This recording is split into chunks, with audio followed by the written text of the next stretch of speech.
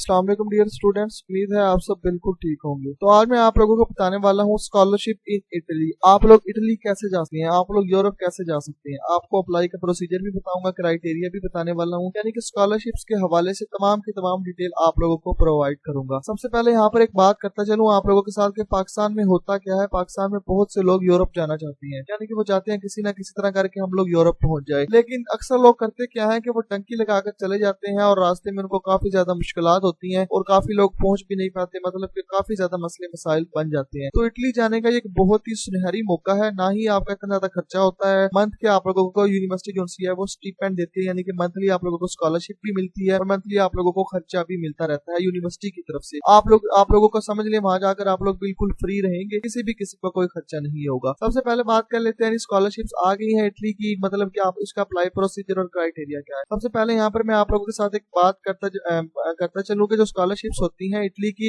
ज्यादातर जो मिलती हैं वो ग्रेजुएशन स्टूडेंट्स को मिलती है, मास्टर की और पीएचडी के। इंटर के स्टूडेंट्स को ये स्कॉलरशिप्स कम मिलती हैं। ग्रेजुएशन से मुराद ये है कि अगर आप लोगों ने इंटर कर लिया है, एफए एफएससी कुछ भी किया हुआ है, तो आप लोग ग्रेजुएशन की स्कॉलरशिप्स के लिए डिफरेंट यूनिवर्सिटीज में अप्लाई कर सकते हैं। इसी तरह अगर आप लोगों ने ग्रेजुएशन कर लिया है तो मास्टर में अप्लाई कर सकते हैं, अगर मास्टर कर लिया है तो आप लोग पीएचडी के लिए वहां पर अप्लाई कर सकते हैं। अब बात कर लेते हैं, अब आपके जहन में क्वेश्चन होगा कि हम लोगों ने अगर इटली जाना है स्कॉलरशिप पर तो वहां जाकर हमें क्या करना पड़ेगा, यानी कि नंबर्स कितने होने चाहिए, क्या कुछ करना पड़ेगा। सबसे पहले बात कर लेते हैं नंबर्स आप लोगों के कितने होने चाहिए। जब भी आप लोगों ने किसी भी यूरोपीय कंट्री में जाना है या किसी आउट ऑफ कंट्री जाना है स्टडी के लिए, तो होता क्या है, वहां पर आप लोगों के जो नंबर्स देखे जाते हैं वो लास्ट डिग्री के देखे जाते हैं। फर्ज करें आप लोगों ने अभी ग्रेजुएशन की है और आप लोग एमफिल में यानी कि मास्टर में एडमिशन लेना चाहते हैं, तो वो आप लोगों के ग्रेजुएशन के नंबर देखेंगे, आप लोगों के ना ही इंटर के नंबर देखेंगे ना ही आप लोगों के मैट्रिक के नंबर देखा जाएगा। किस नंबर, कौन से नंबर देखे जाएंगे, लास्ट डिग्री के नंबर्स आप लोगों के देखे जाएंगे, कितनी परसेंटेज आप लोगों ने वहां से हासिल की है। तो मिनिमम जो परसेंटेज होती है वो 60% रिक्वायर्ड होती है आप लोगों को स्कॉलरशिप्स में अप्लाई करने के लिए। उसके बाद बात कर लेते हैं, जो दूसरा बड़ा चैलेंज होता है वो ये होता है कि आप लोगों को आइलेट पास करना होता है, यानी कि जो मुतलका यूनिवर्सिटी होगी वो आप लोगों का टेस्ट लेगी और वो आप लोगों को पास करना होगा आइलेट्स का। इसके साथ साथ यहाँ पर बात कर लेते हैं, जब भी आप लोगों ने इटली जाना है तो एज अ इंटरनेशनल स्टूडेंट जाना है, वहां पर जाकर आप लोगों को जो लैंग्वेज बोलनी पड़ेगी यूनिवर्सिटी में वो आप लोगों को इंग्लिश बोलनी पड़ेगी, ना कि इटालियन जुबान उसके लिए जरूरी है। अगर आप लोगों ने वहां पर जाकर काम करना है, यानी कि आप लोग 4 घंटे फ्री होते हैं शाम को, तो आप लोगों ने वहां पर जाकर काम करना है, तो फिर आप लोगों को इटालियन जुबान भी आनी चाहिए। अब बात कर लेते हैं फी कितनी लगती है। तो स्टार्ट में जो आप लोगों की फी लगती है वो 6 to 10 lakhs लगती है, यानी कि 6 to 10 lakhs के दरमियान आप लोगों की फीस लगेगी। ये सिर्फ और सिर्फ आप लोगों की फीस एक दफा ही लगेगी, इसके बाद आप लोगों को किसी भी किस्म की कोई फीस नहीं देनी होगी। इसमें होता क्या है, कुछ फीस आप लोगों को एजेंट्स को देनी होती है, कुछ आप लोगों का जब आप लोगों ने जाना है इटली, आप लोग वहां पर पहुंच गए तो फर्स्ट 2-3 मंथ्स आप लोगों को स्कॉलरशिप्स नहीं मिलती, तो आप लोगों को वहां पर जो गुजर बसर करना होता है वो आप लोगों को अपने साथ कुछ ना कुछ पैसे लेकर जाने होते हैं, ताकि आप लोग 2 से 3 मंथ आप लोगों को वहां पर आप लोग अपना गुजारा कर सके। अब बात कर लेते हैं यूनिवर्सिटी आप लोगों को कितने पैसे देती है।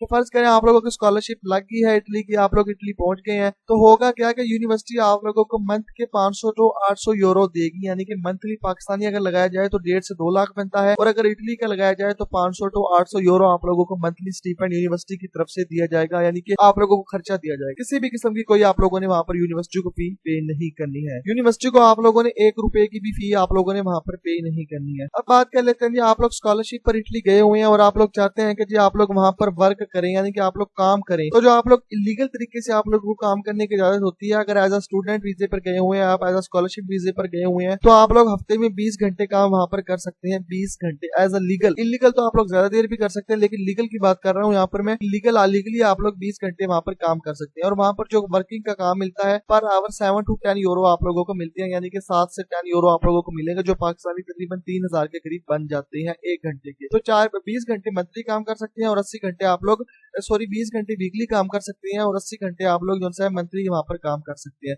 अब आपका क्वेश्चन होता है कि जी फीस स्टार्ट में तो हमें देनी पड़ेगी, क्या इसके बाद भी देनी पड़ेगी? इसके बाद आप लोगों को 1 रुपया भी वहां पर खर्च नहीं करना होता, आप लोगों को वहां पर रिलैक्सेशन मिलती है, यानी कि अगर आपको 800 यूरो मंथली मिल रहे हैं यूनिवर्सिटी की तरफ से, तो आप लोग जब वहां पर खाना खाना जाएंगे यूनिवर्सिटी की मेस में जाएंगे, आपको एक कार्ड दिया जाएगा वहां पर, जो आप लोग कार्ड दिखाएंगे, अगर बाकी लोगों को एक चीज 10 यूरो की मिल रही है तो आप लोगों को वो 2 यूरो की मिलेगी, यानी कि $8 आप लोगों को 8 यूरो वहां पर भी आप लोगों को रिलैक्सेशन दिया जाएगा। क्यों दिया जाएगा? क्योंकि आप लोग वहां पर स्कॉलरशिप पर आए होंगे। समटाइम ऐसे होता है कि डिफरेंट यूनिवर्सिटीज, काफी यूनिवर्सिटी जो है वो मंथली आप लोगों को स्कॉलरशिप देती रहती है, जबकि जो बेशतर यूनिवर्सिटीज होती है वो आप लोगों को 3 माह के इकट्ठे पैसे देती है, 4 माह के इकट्ठे पैसे दे देती है। तो यहाँ पर मैंने एक यूनिवर्सिटी ओपन की हुई है, यूनिवर्सिटी अदा पाविया। यूनिवर्सिटी इटली की यूनिवर्सिटी पॉलिसी है और इटली के स्टूडेंट्स यहाँ पर इंटरनेशनल स्टूडेंट्स यहाँ पर अप्लाई कर सकते हैं और इसका अभी तक एडमिशन भी ओपन है। तो आप लोग अपनी एलिजिबिलिटी के मुताबिक इस यूनिवर्सिटी में अप्लाई करें और स्कॉलरशिप के लिए स्कॉलरशिप हासिल करें। तो हमारे यहाँ पाकिस्तानियों की कोशिश यही होती है कि यूरोप पहुंच जाए, लेकिन यूरोप वो गलत तरीके से पहुंचने की कोशिश करते हैं, बहुत ज्यादा जिलालत उठानी पड़ती है उनको, काफी लोग पहुंच भी नहीं पाते। तो आप लोग एक अच्छे तरीके से जाएं, लीगल तरीके से जाएं, लीगल तरीके से जाएंगे तो वहां पर आप लोगों की इज्जत भी होगी, आप लोग वहां पर काम भी कर सकेंगे, आप लोग वहां फ्यूचर में सेट भी हो सकते हैं। इलीगल तरीके से जाएंगे तो सारी जिंदगी आप लोग वहां पर पुलिस वालों से बचते बचते ही आप लोगों को गुजारनी पड़ेगी। 24 घंटे आपके सर पर एक घंटा होगा, आपको टेंशन होगी कि कोई ना कोई हमें पकड़ लेगा। तो इलीगल तरीके से जाएं, एज अ स्टूडेंट जाएं, स्टूडेंट के बाद आप लोगों को वर्क परमिट भी मिल जाता है, थोड़ी सी एफर्ट करनी पड़ती है वहां पर। इटली से आगे भी आप लोग किसी और कंट्री में मूव कर सकते हैं। तमाम की तमाम डिटेल्स मैंने आपको बता दी है, कितने नंबर चाहिए, क्या खर्चा होता है, कितनी मंथली स्टीपेंड मिलती है, तमाम की तमाम डिटेल्स मैंने आप लोगों के साथ शेयर की है। अगर आप लोग इटली जाने के लिए यानी कि